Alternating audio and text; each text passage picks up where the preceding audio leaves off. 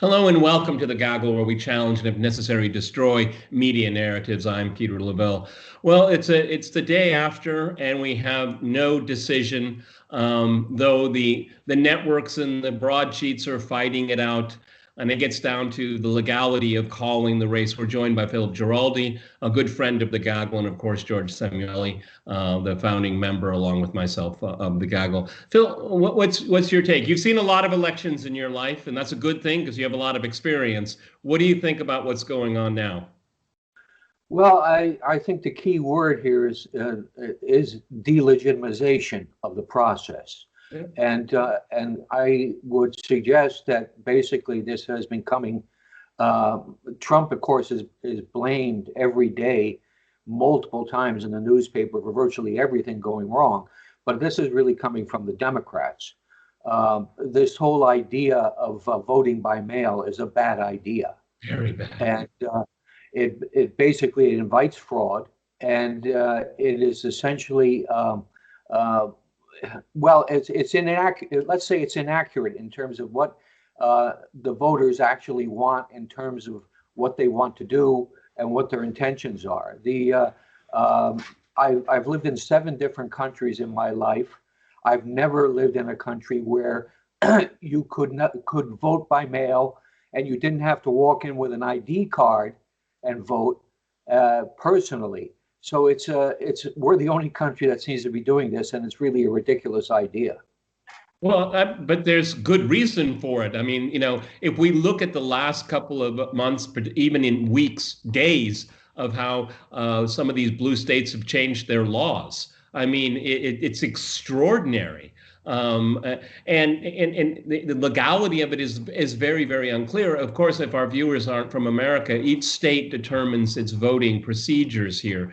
And it's open to corruption, obviously. I mean, I don't think the 3 of us are surprised to hear, oh, they found another. They always use the word bundle, another bundle of ballots. How does that happen? I mean, you find them in the back of a trunk. You find them, someone threw them out. I mean, it seems inconceivable to me, but it's happening. George, your thoughts, because you and I have talked a lot. No, I think that's right. And I agree with Phil. I mean, I think voting by mail is an absolutely terrible idea. I think early voting is a terrible idea. With the exception of the military and people that are disabled. Exactly. That was a very, very narrow category of possibilities, which is people, yes, if they know they're going to be out of the country at that particular time, if they are sick, too sick to get to the polling place. But in general, I mean, the way elections work is that there is an election day, and everybody waits as the campaign reaches its crescendo in the last week or so of the before the election day, and then they go on the election day and vote. That's the way it's always been, and that's what makes sense. But it's absolutely ridiculous to have people voting weeks, months before election day, when an awful lot of information has still not been made available. So people were voting in the election before they'd heard about the Hunter Biden tape, before the second debate, before any of the presidential debates. So therefore, they were voting for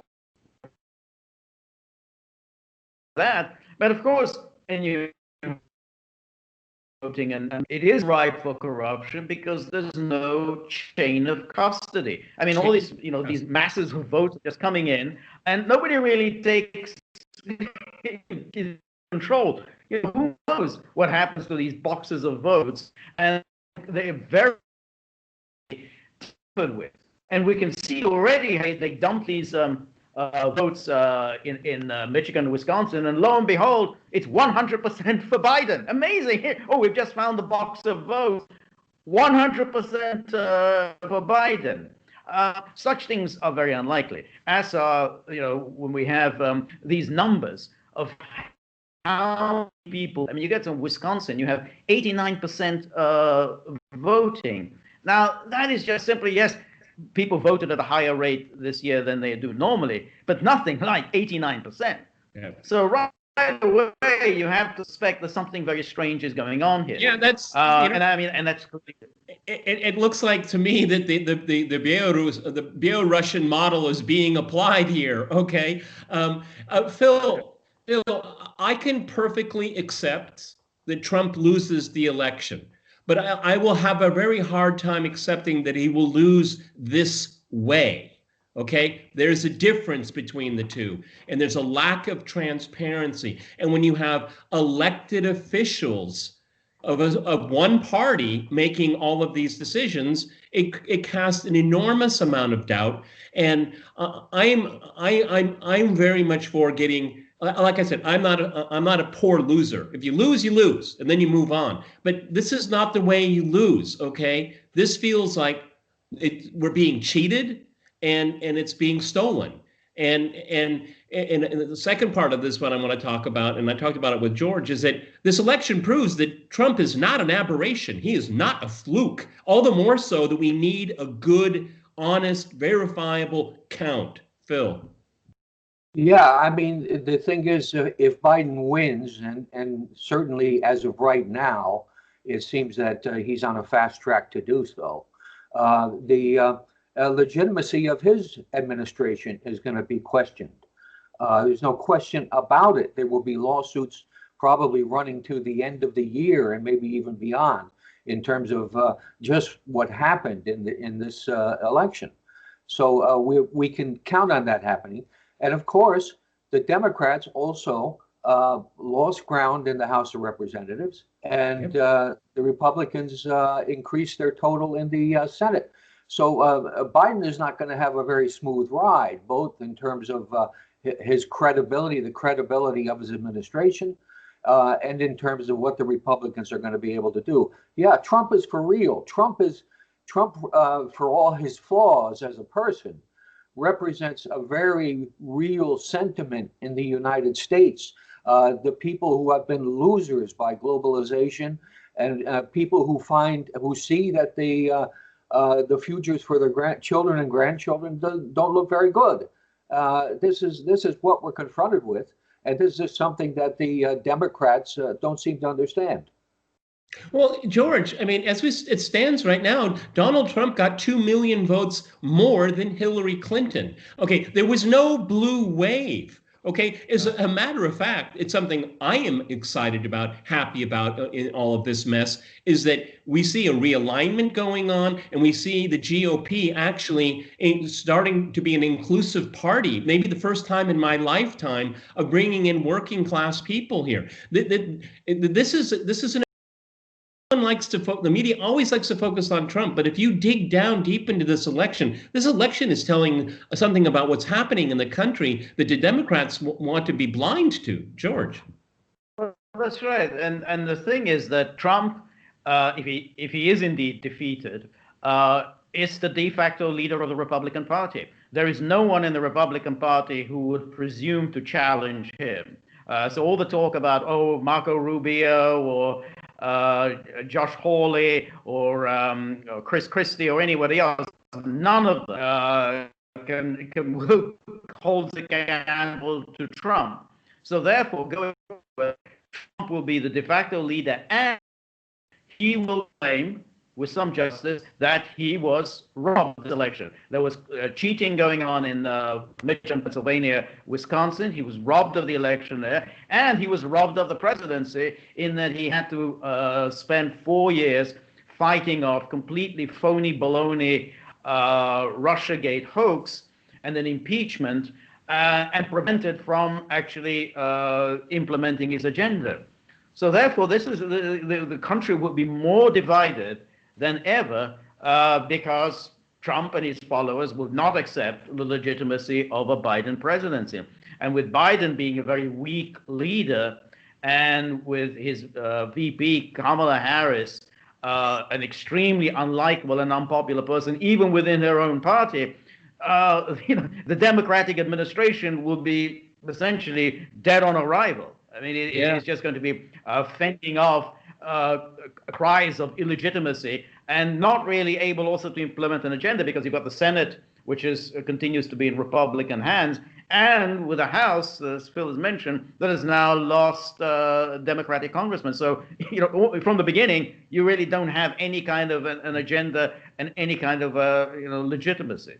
Yeah, I'm sure Harris is rubbing her hands right now and cackling all the way through this crisis. Okay, that cackle, is memorable. Unfortunately, it leaves scars. Phil, I'm going to give a scenario that I think is very likely, and something would be unprecedented in American political history. If Trump, I mean, if he will leave office. Okay, I'm not worried. That he's going to, call in the military. All these fantasy stories here, but you know what they're going to do to shut him up? Because George is right. He will be de facto leader of the party. They're going to go after him after he leaves the White House. They will go after him also because they're afraid of him. See, it's really amazing here is that you have the Democrats are terrified of everything around them. They've created so many false narratives in our body politic that they're terrified of everything. And this election was supposed to be a slam dunk. This was an aberration. This guy, came out of the blue. He was an agent, all of this. All of that is been shown to be absolutely false here. And Trump, in a very strange way, will be still a very powerful figure, even outside the White House. Well, I agree with you, and it's we can already see how that's going to play out. The New York Times has had coverage of stories about how Trump's debts and how some of his business dealings are going to be they're going to be lawsuits, and they're going to tie him up with lawsuits. It's going to be which we refer to as lawfare taking place.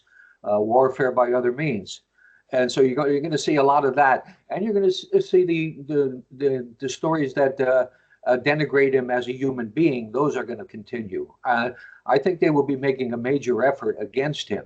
I would not be surprised at all that it will be a major operation, probably headed by Hillary Clinton, to keep tabs on Trump and keep him under pressure. I would not be surprised. But George, Trump's base will not take nicely to that at all, because the perception will be is not only was his presidency crippled most of the time because of this hoax that was invented against him, the election in their minds at least will have been stolen from him. And if they go after him as a civilian, as it were, it doesn't bode well, because if you look at the turnout was amazing. I mean, Phil, correct me if I'm wrong. It's like 47 to 53% every 4 years. I mean, this is like almost in the 60s, high 60s. This is a remarkable thing, and I think anyone that was observing particularly the last week of the election, the amount of enthusiasm, I've never seen that ever for any candidate in my lifetime. George. Yeah, that's exactly right, and you then have to consider that. You have Trump claiming this election was stolen. The Democrats stole this election. They stole the votes at dead of night. So that his followers will accept this. No question, they will accept this. And then, as you say, if the federal government and then you have New York State comes after him, that will really, really infuriate many people, particularly if on top of that Biden implements some ridiculous policy like taking guns away from people, which he could do by executive action. He's not going to go through the legislative process. He could try to do it by executive action. You try to do something like that, and the first leads to, I don't know, the death of half a dozen children or something. Boom! I mean, there'll be just a national explosion in the country. And then if you open, there's an uncontrolled flow of immigrants into the country, as in some part during the Obama era, you really do have a recipe for a civil war. And I think that this country is now, it's very, very serious. I do think that, things were already near boiling point. And a stolen election could just, the whole thing just boils over. Yeah, Phil, I wish I could see a path forward to avoid this crisis, but I don't. I don't see it anywhere at all, because you have these Democrats that what they've done for the last 4 years, their whole DNA is to get rid of Donald Trump, and then you have half the country saying he is our president, we want him to remain our president. And the way we look at it is that he did win against all of the odds, against the Democratic Party, against Hollywood, against the media, against good part of the deep state, the bureaucratic state. I mean, we could go on, and they're going to say, but we chose, and you don't know, and you have no right to interpret our intent as you count these ballots. Why should we believe in their intent? How can they interpret our intent? That's not going to go down well. Yeah, I absolutely agree with you. And I think if the Democrats, say the Democrats do win this and Biden becomes president, I think the smart move for them would be to put it all behind them and be careful not to do the provocations that we've just been talking about, like taking guns or making it more difficult to get guns, or to go after Trump with lawsuits. If they avoid doing that, they can probably sleep at night. But if it's not in their DNA, we're talking about Hillary and Bill Clinton and a whole history, and Obama recently attacking Trump over and over again.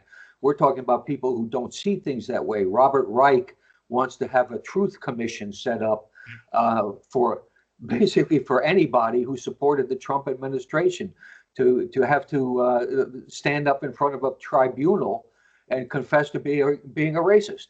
I mean, this is the kind of thinking that Democrats come up with, and this is precisely why half of the country doesn't want to have anything to do with them.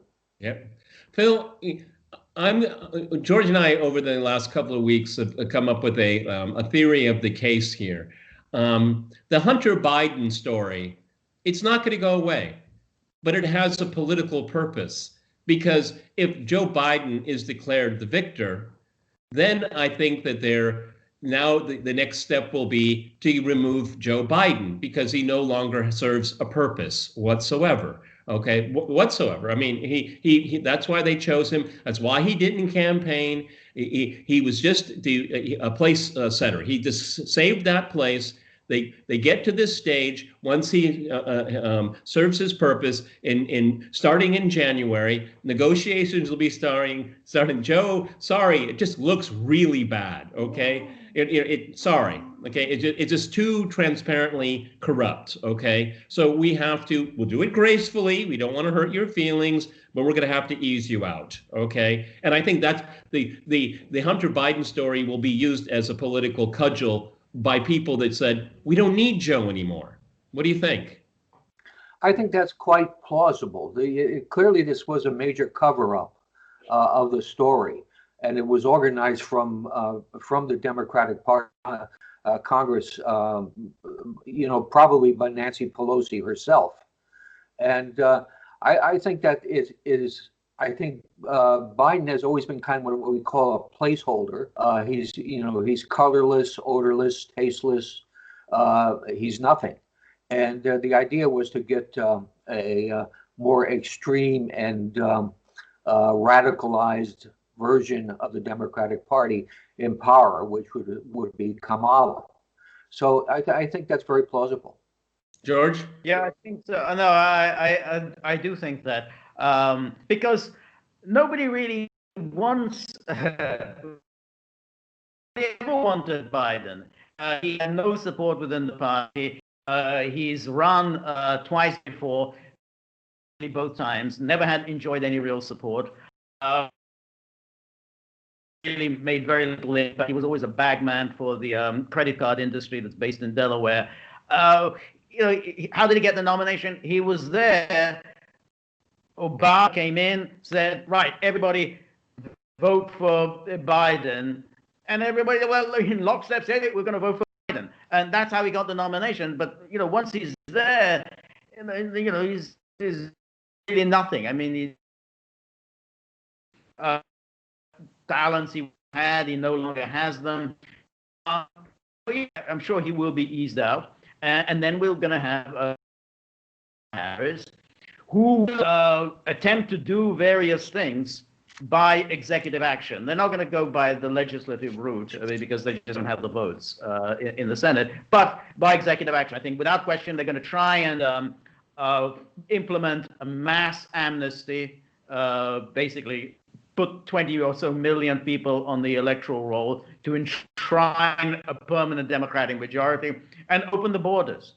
And again, something to do with guns. I think they will try to take people's guns away. That's the agenda that Kamala Harris will implement. And so while at the moment he's trying to sound conciliatory, just as Phil was suggesting, so he's saying, yeah, we're going to put all this behind us. We're all together. We're all Americans, and so on. That isn't going to be the theme of Kamala Harris, and it isn't the theme of the Democrats, who have been waiting for 4 years to avenge Trump for the humiliation of 2016. Yeah, and Phil, we'll finish on this here, is that if Biden wins, if he is inaugurated and if he starts serving, he'll be treated with kid gloves by the media, of course. Kamala Harris, she'll become this darling of the liberal media, that, she's saving the country. She's standing by, ready to take the baton to move forward with their coalition and all of that. For someone that couldn't even, I think she finished fifth or sixth place in her primary in California, generated 2%. Sorry? She dropped out before the primary started. Her name was still on the ballot, though, but she had dropped out. Okay. I mean, it generated 2% interest within her own party. And her public appearances as the VP candidate were, I'll be generous, less than sterling here. But she won't be touched by the media, just like they never touched Obama. What do you think, Phil? Yeah, I absolutely agree. The fact is that she was selected as a, quote, woman of color, precisely like Obama, to make her untouchable. And she'll be able to promote policies like Obama did, that the press will not touch, will not critique.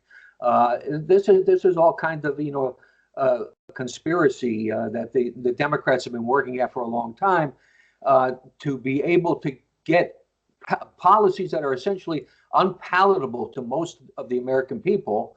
You wrap them up in something to make them work, to make them go through, and that's essentially what she's all about, and as Obama was all about. So yeah, I expect to see that again. Okay, gentlemen, we'll see where it goes here. It still could be a couple of days, if not longer. And it is not out of the question that this will end up at the Supreme Court, which the very fact that it ends up there doesn't bode well. I mean, I wasn't happy that the court decided the 2000 race. It should be the people that decided, and their votes should be recognized. And if they're not, there's going to be a lot of consequences. Thank you, Phil. Thank you, George. Here, if you like this, please like, share, and subscribe to the Gaggle. We're keeping a laser eye, as George would say, on this story. A lot more ahead.